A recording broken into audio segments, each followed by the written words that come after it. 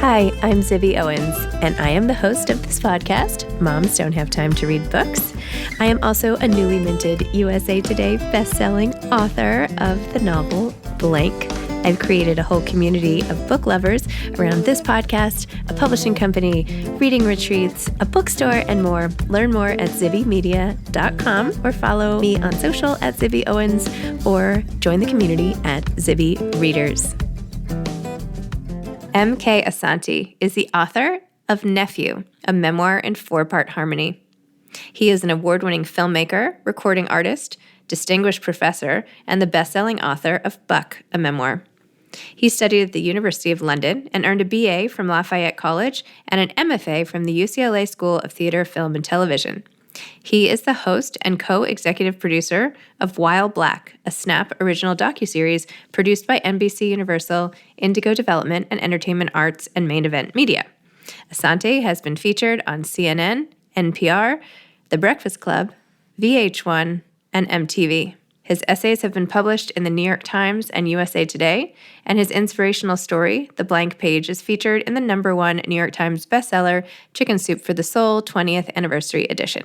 Welcome, MK. Thank you so much for coming on Moms Don't Have Time to Read Books to discuss NEPHEW, a memoir in 4-part harmony. Congratulations. Thank you so much. I appreciate that, Zibby. Thanks for having me on. I should hold it maybe like this, right? I'm holding it.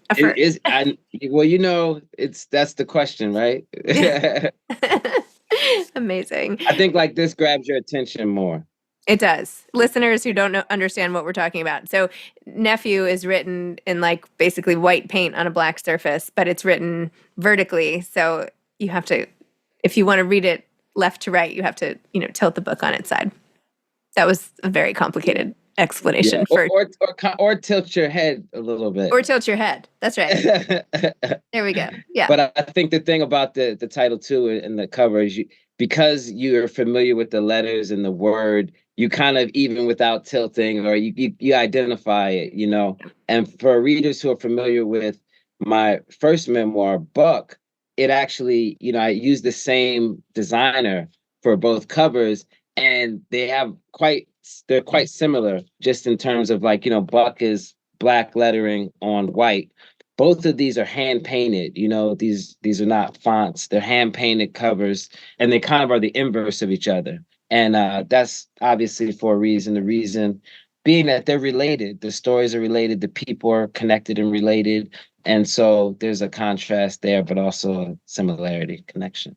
Well, now I feel really terrible because I did not read your other book. And now can you fill me in on the first book so that we can jump to the second book, which I did read? Yeah, no problem. Well, Buck was a memoir. I always say, young Buck, Buck Wild, Buck Shots, Buck Town, Slave Buck, Black Buck, Make Buck, Buck Now. These are all the different meanings of Buck. But Buck was a memoir, my coming of age story about me in Philadelphia, growing up in the 90s.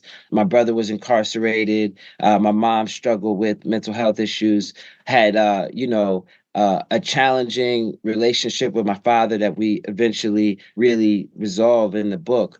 But, the thing about that book is it's really also documents my love for writing, how I became a writer, how I found writing, how writing saved me, saved my life, how reading also saved my life. So, in the book, I talk about, becoming a reader. I mean, I got kicked out of multiple schools. I was having lots of trouble. And, I was finally in this alternative school, and I got a blank page put in front of me and was told that I could write. Or to write. And I was used to rote memorization and regurgitation. So I asked, well, what do you want me to write? And the teacher said, write anything you want. So can I curse on here? Yeah, go ahead. So I wrote fuck school on the paper, and she said, good, keep going. And that actually really changed my life in so many ways, because I was expecting her to throw me out of class. I was used to it. I would leave school and do my thing, but she forced me to, okay, keep going. And I'm like, well, what else do I have? And so I started thinking, and that was the beginning of, me really tapping into the stories that I had around me, tapping into other stories. Like I said, becoming a voracious reader and a student of the craft. And that was when I was in high school a long time ago. But But why were you kicked out of all the other schools? oh, I was doing all types of things. Everything you don't want your young teenager to do. I was getting involved in, was hanging, with the wrong crowd. We're talking about Philadelphia. So we're talking about guns, drugs, sex, all types of things that, you don't want a teenager to do, a young, especially 13 years old. These are the things that I was, involved in and were normal to me. So yeah, so I was getting kicked out. I got kicked out of school for, not attending school, for graffiti, for different reasons. But ultimately it landed me in this amazing alternative school that changed my life in a lot of ways. And so that was what Buck was about. It ended when I was kind of in high school. It ends at in high school, but it's those years, like 13 to 18 basically. And it also, the devices that I use in my new book, Nephew, they began in Buck. So for I example, see. in Buck, my mom's journal is integrated into the book. I used to secretly read her journal when I was a teenager because we were having trouble communicating. And so I would read her journal and try to understand what's going on. And, she would have stories about her past in Brooklyn and her life now with my dad. And, they were going through a divorce, and about me and my brother and all these observations. As you know, she's a beautiful writer. So that was integrated in. Lyrics, hip hop lyrics were also integrated into that book as well. But those lyrics were going to be coming from artists that I was listening to at that time in the 90s. So the artists that were influencing me and the lyrics that were influencing me. And then my brother's letters from jail are also integrated into Buck. And so that kind of quilted, layered, woven style that you see in Nephew is something that is also in Buck. Interesting. Oh, I'm so annoyed I didn't read it. I'm sorry. Okay, so now let's go to your new book, Nephew. Okay, explain Nephew and okay, tell listeners what it's about and when you decided this should be a book and just all of it. Just tell the whole story, please. Yeah, definitely.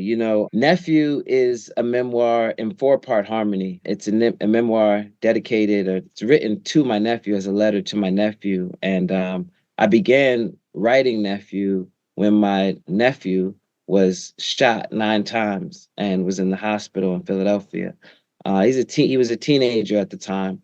And, I began writing this letter to him because there were so many things that I didn't share with him, and I felt that they were starting to, when you don't know something, you can easily repeat it. And so the interesting and tragic thing about this story, just in terms of from the beginning, is that my brother, who I write about a lot in Buck, my brother Uzi and my nephew, they don't know each other.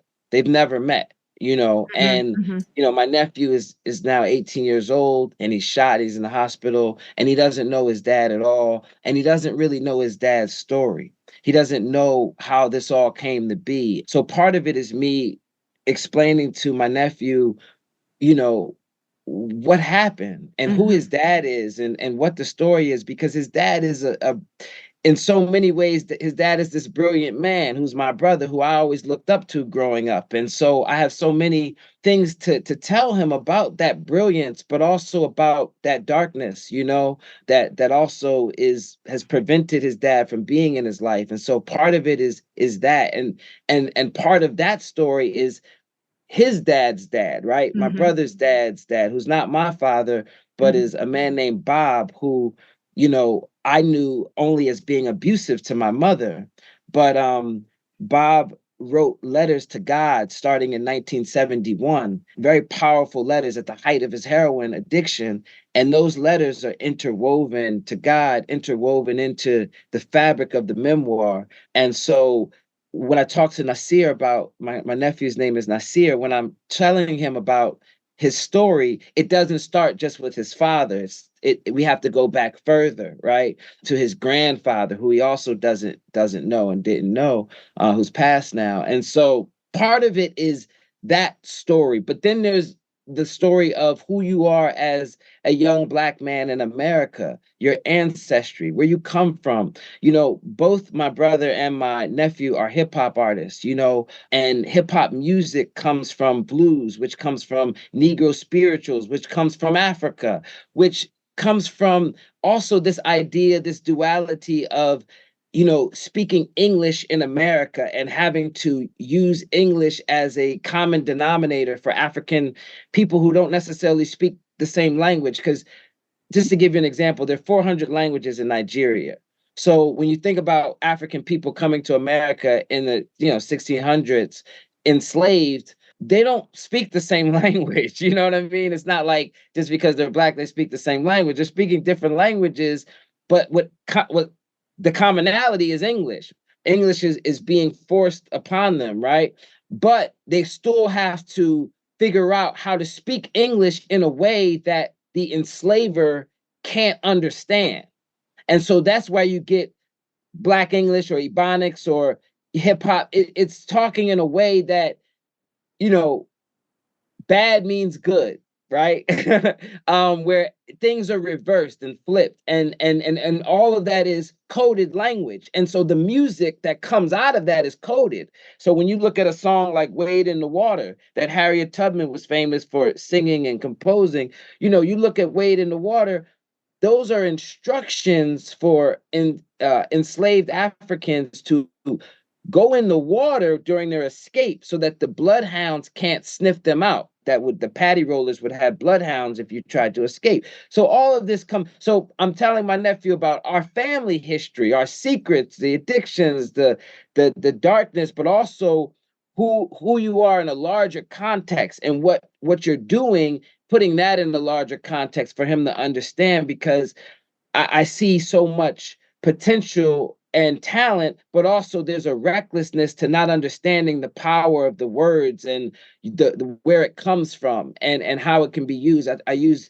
examples like Biggie and Tupac and Nipsey Hussle and Big L and all these rappers who I love and who he loves, but who we can see in their lyrics manifest so much death in their lyrics, and ultimately, the way that they describe their death is ultimately how they die, and I illustrate that in the book. So just the power of words and meaning. So the book is a letter to my nephew, and it includes other letters, letters from, like I said, from Bob writing to God, maybe my letters from my brother incarcerated. It includes letters that even my nephew wrote that he doesn't remember when he was a child with his other grandmother. Letters from my mother, Ina, who's a very central matriarch in this book. She's the one that actually really brings them together, and ultimately, and I don't want to give that away, but we can go there if you want. But ultimately, she's the one that is able to bring them together. Her and music. So those are the two things. Oh my gosh. Well, the end result is incredibly powerful to read and unique, original, and it's a multi-sensory experience of pain and history and love, all of it wrapped up together. Really powerful read, I have to say. So congratulations. Thank you. Very talented, and Thank you. It's rare to see someone use the form so differently and yet not lose the reader at all. It's good, it's well done, well executed. And I'm sorry you had to go through all of this. I'm sorry, the waiting and the fear and all of it, but you take us through with you. So thank you for that, going along the ride. Yeah, thank you. I think my background, as a poet, a songwriter, a screenwriter, a performer, a professor, all those things feed into kind of the way that I write. A filmmaker, documentary filmmaker. I'm in the studio now that I write about in the book, Wonderful Sound Studios. And so all of those kind of inform how I think about the memoir. And I'm also, when I said I became a voracious reader when I was a teenager, and I still as you have what moms who don't have time. I'm a dad. I'm a dad with limited time. But so it's getting harder and harder to be as voracious as I was when I I was. don't think dads with limited time sounds as good. I don't think that has quite the same ring to it. It totally doesn't. I got to work on that one. But but because that love of reading, I've always been really moved by experimental writers and Mhm. writers who are doing things that, are different, especially at that time. Sometimes those things that were different then Mhm. are kind of standard course now, right? Right, Because it true. becomes a part of the mainstream. But when they were doing it, it was like whoa, And I think those kind of authors and books have inspired me. So, can you explain a little more about the rest of your life? How are you doing all those different things and a dad and an author, Yeah, professor? so I mean, when are you doing what? And tell listeners more about, like, let's say now they're like, "Ooh, definitely. I have to go down this rabbit hole and find everything out about MK." Yeah, Where definitely. Let me just break it down. I'm a professor at Morgan State University. I've been a professor there for 16 years. And, I also am a filmmaker, I said. So, I was lucky to be able to work with Dr. Maya Angelou. She was a mentor of mine. So me and Dr. Maya Angelou made a film together called The Black Candle. This film came out in 2009. And it was a documentary, and she narrated it, I directed it, and we co-wrote it together. And that was the beginning of a mentorship. She helped me with my book, Buck, and she wrote a beautiful letter to me that I actually describe in Nephew. And the part of that letter is a blurb for Buck. But that was a really powerful relationship in my life. And, I've made several films. Right now I'm working with Idris Elba on a film series. And I also am a songwriter. So if you watch Monday Night Football and you see the song with Snoop Dogg and Chris Stapleton and Julie Santana, I co-wrote that song with Phil Collins. It's in the Air Tonight remix. So Wow. I co-wrote the official Monday Night Anthem last year, and I'm also in this studio was actually just finishing it for this year as well. So I do that. I also co-wrote the NBA Finals with Spike Lee in 2021, the short film series that Spike Lee did. And I've written Buck and Nephew, but before that, I wrote three other books, two books of poetry, like Water Running Off My Back and Beautiful and Ugly 2, and also wrote a book called It's Bigger Than Hip Hop, which is a nonfiction book. And yeah, I've lectured around the world. I've traveled to over 50 countries and, done extensive work teaching in Africa and other parts of the world. I've had different shows on different platforms and yeah, I'm a dad. I coach my kids' basketball team and soccer team, and I'm on the PTA garden committee and all that. I am So totally impressed. I'm yeah, totally impressed. Wow. yeah, yeah, it's fun. As they inspire you to be your best. So That's true. Wow. yeah. Well, I have to say we watch Monday Night Football every week because my Oh, husband's a nice. huge football fan. And in fact, if you were in my apartment, you would see in the next room we have football helmets from every single team. Oh, I wow. have books, and he has all the football helmets arranged by division, subdivision, four helmets on Wow. a thing. So Yeah, I'll have to So send you a you picture. definitely know the song I'm talking So about. I You know definitely the know the song. song Yeah. that you're talking Yeah. about. So Yeah. so yeah, so I work with Snoop, and we're gonna be actually recording with Snoop tonight. Oh my gosh. Yeah, so yeah, but yeah, so it's multifaceted, and I think of all these different mediums that I work in. I think of them as like languages, Mm-hmm. So if you can speak Spanish or Swahili or French or whatever language, fill in the blank, you can communicate with certain people. And so I look at art in that way that okay, I have an idea and maybe it's a memoir, okay, and so that is one language to communicate an idea. But with Buck and now with Nephew soundtrack comes out October 31st.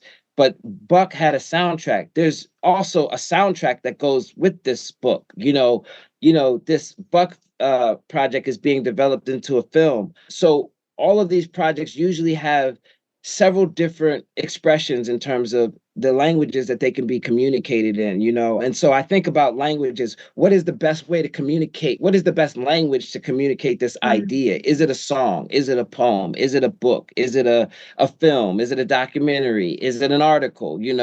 Is it just a Twitter rant? I don't know. I don't rant on Twitter, but I'm just saying how do I express this idea? What's the best way? What's the best language to communicate it? And I think that started, I'll tell you a funny story. When I wrote my first book, like Water Running Off My Back, a very thin, almost like a pamphlet, but it wasn't a pamphlet, but it was a very, what do they call it? A light tome, but a very thin book, but it was a poetry book. My first book, I was 20 years old, and I came out to my cousin's apartment, and he lived in the Bronx. So I was out there with them, and a building called Tracy Towers. And I remember I said, he said, I heard you got a book. And I said, yeah, man, I was very proud of myself. And he said, I don't know why the hood don't read. And that broke my heart when he said that. He said, the hood don't read. And that book came out in 2002. And so in 2005, I came out with my first film. In 2008, came out with it. So, that was important to me because a couple things. One, it made me realize that, okay, to some extent, to the only extent he's right is a couple extents. One is that there's some people who can't read, right? There's people who are illiterate. So that's a fact. But illiterate people, for example, listen to music, watch films, it doesn't. So there was that fact, right? But there was also the fact that sometimes we think, like, there's this quote that I love, and it's not really a quote. Better than the quote, I met a prison guard in Portland who said, I give your books, MK Asante, to kids who hate reading. Because it's not that they hate reading.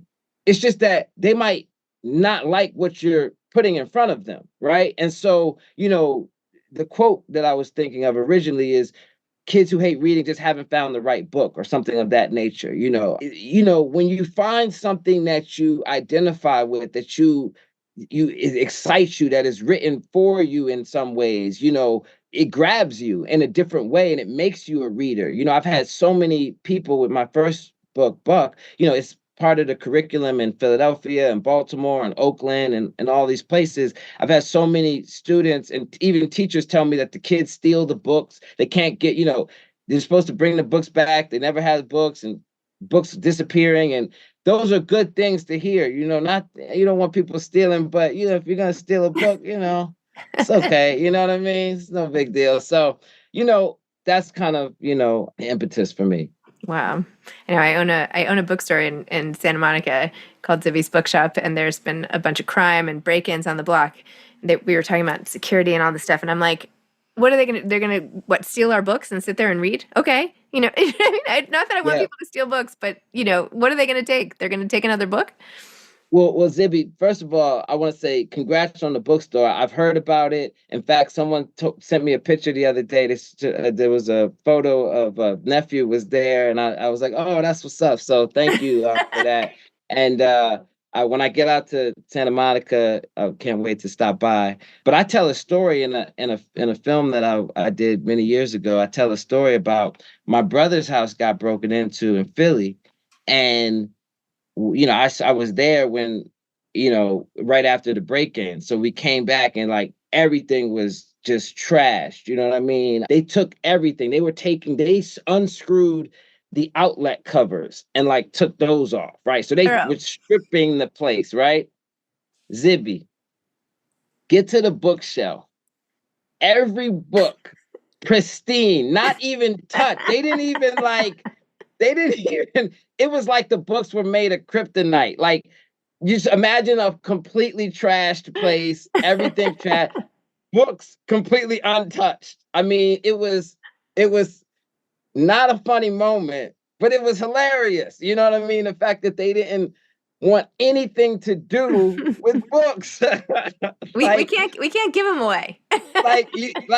you would think you would think they would, I'm a writer, so I'm like, okay, what would a thief do?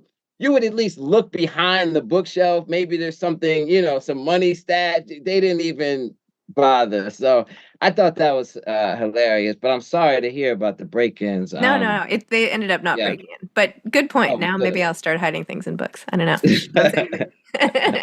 Well, if you end up out there, please let us know. So I will. Your I'll be out books. there. I'll be in the fall. Okay, So perfect. yeah, I'll let Oh you my know. gosh, MK, I'm so impressed with you. I have so much respect. Oh my gosh, you are like just so impressive and Well, thank you. I artistic. appreciate And it. I am so grateful to that teacher. I found so much in this podcast that it always, not always, it often comes down to one teacher identifying talent or inspiring in some way to turn someone's life in a totally different direction. So hats off to her. I'm so glad that all of your talent is out there in the world. And thank you for this powerful read for myself and my own experience reading it, and hopefully all the other people who will read it. And now I'm going to go back and read Buck. Thank you so much. Thank you, Zibby. It's been a pleasure and an honor. And so much respect to you, your bookstore, and shout out to your husband as well. Thank you. Yeah. Say hi to Snoop for me. Yeah, I will. Okay. I will. All right. Okay. Bye-bye. All right. Bye. Peace. Thanks for listening to Moms Don't Have Time to Read Books. If you love it, please leave a review and follow us on social at Zibby Owens and at Zibby Readers.